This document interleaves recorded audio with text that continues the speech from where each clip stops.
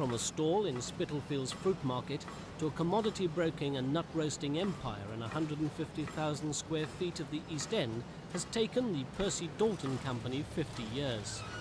In 1981 they decided to cut their water bills from over £3,000 to £800 a year, but they're still waiting for the meters. They face a penalty charge if their peanut roasting oven uses more gas than the gas board have allocated, and their telephone system almost defies expansion. But for this company, the water board's been the biggest problem. I would say that the water board are probably the most frustrating of all the public utilities. I find them extremely difficult to deal with. Whenever I have a problem, one has to write half a dozen letters before one gets a response from them.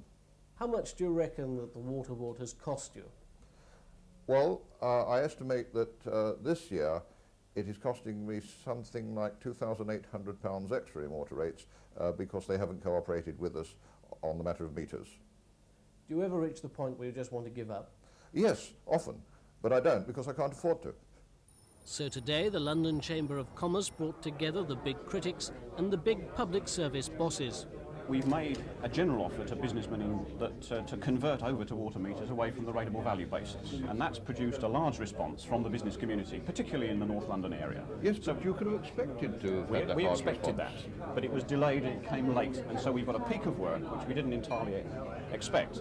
And of course we're dealing with it against a background of public sector cuts in manpower generally. Now, that's where although even Mr. Harper admits that unanswered letters can't be blamed on public spending cuts.